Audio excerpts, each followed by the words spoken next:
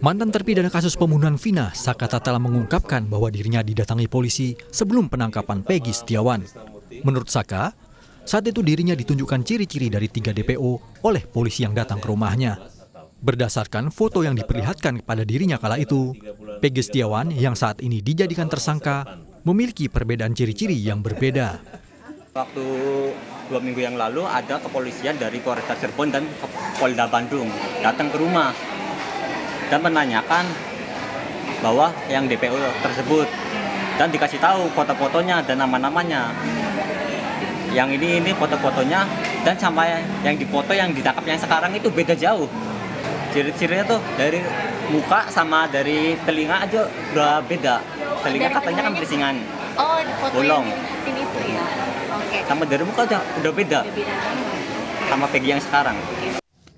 Kuasa hukum Peggy Setiawan menyiapkan tambahan 2 saksi untuk meringankan kliennya dalam kasus pembunuhan Vina dan Eki. Saksi Iwan dan Yadi merupakan rekan kerja Peggy Setiawan saat bekerja menjadi buruh bangunan di Bandung tahun 2016.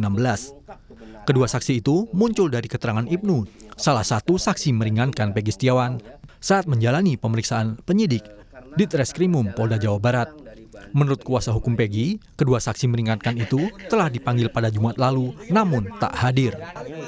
Ternyata ada 2 orang lagi, yaitu Yadi dan Iwan.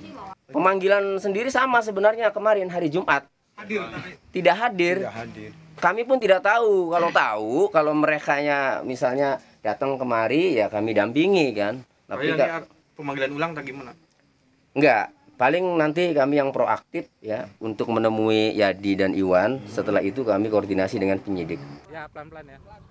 Kuasa hukum Peggy Setiawan juga mendesak polisi memeriksa pernyataan Mel-Mel yang menimbulkan asumsi liar dan kegaduhan. Pasalnya, pernyataan Mel-Mel di media mengaku mengetahui kejadian peristiwa pembunuhan Vina dan Eki tahun 2016 lalu.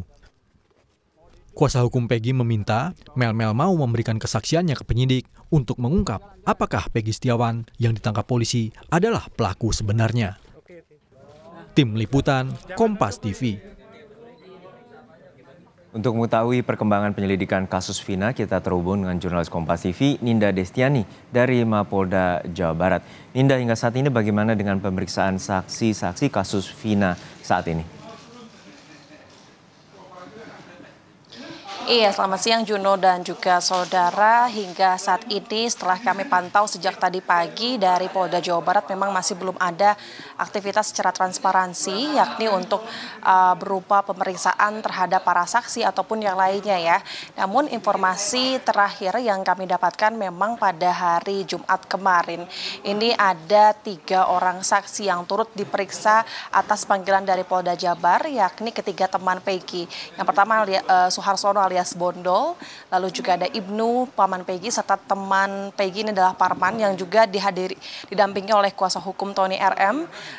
Diperiksa oleh penyidik Polda Jabar, kurang lebih mereka selama 6 jam dicecar 35 pertanyaan dan memang hasilnya pun adalah handphone dari pemilik Bondol maupun juga Parman ini turut disita oleh penyidik Polda Jabar. Kalau dari bahasa kuasa hukum sendiri ini memang penyidik Polda Jabar ini meminjam handphone Bondol dan Parman ini juga untuk memeriksa ataupun mencari bukti tambahan ya, Juno dan juga saudara. Di sisi lain juga kami melihat Jumat kemarin ini terakhir ada orang tua dari Peggy ini turut hadir mendatangi Polda Jawa Barat.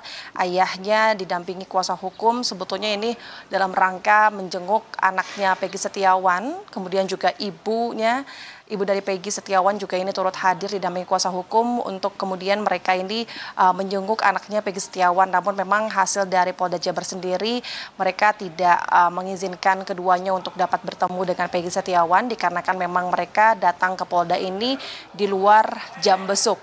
Dan terkait informasi terbaru yang kami dapatkan, Juno dan juga saudara, memang hari ini memang belum ada pemeriksaan sama sekali kepada para saksi maupun yang lainnya. Namun informasi yang kami dapatkan rencananya Selasa besok ini adalah akan dipanggilnya tiga tambahan saksi baru, yakni atas nama Robi dan juga Iwan, yang tentu ketiga saksi ini sebetulnya merupakan saksi yang mengaku bahwa mereka juga melihat tersangka Peggy Setiawan ini pada saat kejadian 27 Agustus 2016 lalu. Ini Peggy berada di Kabupaten Bandung, bukan berada di tempat kejadian perkara di Cirebon, Jawa Barat.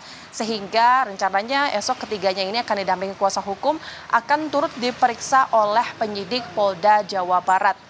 Juno dan juga saudara. Di sisi lain, rencana esok hari yang akan ada di Polda Jawa Barat memang selain itu terusan hasil dari kemarin diperiksa antara Bondol, Parman dan juga Ibnu. Besok rencananya mereka akan kembali lagi datang ke Polda Jabar untuk kemudian mengambil kembali handphone milik Parman dan juga Bondol yang saat ini masih disita oleh penyidik Polda Jabar.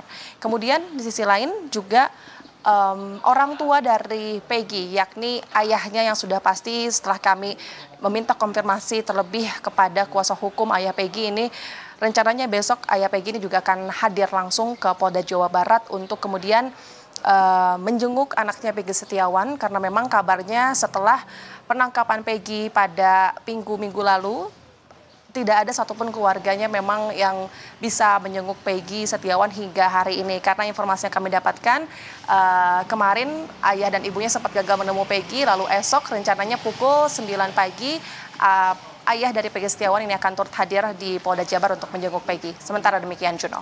Ya, Ninda, untuk saat ini bagaimana dengan kondisi Peggy sendiri yang sempat dirilis pada sepekan lalu oleh pihak kepolisian, dan untuk saat ini informasi terkait dengan dugaan salah tangkap yang telah dikemukakan oleh terpidana Saka Tatal seperti apa juga respons dari pihak kepolisian?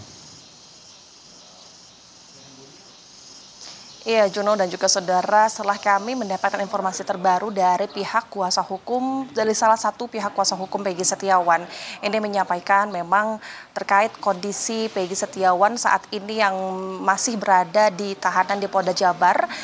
Peggy Setiawan ini justru menurun ya kondisinya, ia juga menangis setiap malam karena memang hingga saat ini masih belum ada keluarganya yang bisa menjenguk Peggy, melihat Peggy secara langsung. Kemudian juga ada isu yang saat ini sudah menyebar, namun kami juga masih menunggu konfirmasi terlebih dahulu melalui Polda Jabar. Dari pihak Polda Jabar sebelumnya belum konfirmasi terlebih lanjut ya.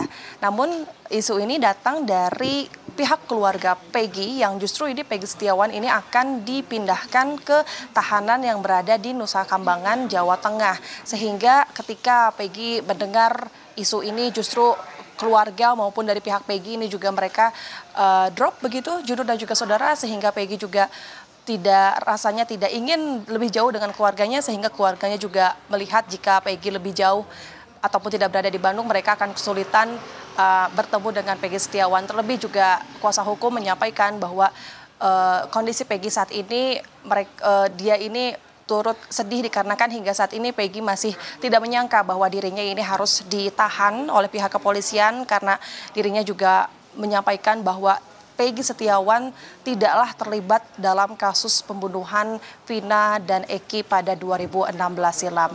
Dan memang informasi yang kami dapatkan saat ini pihak Polda Jabar juga masih akan turut memeriksa saksi-saksi tambahan, dan Polda Jabar masih belum mengkonfirmasi lebih lanjut terkait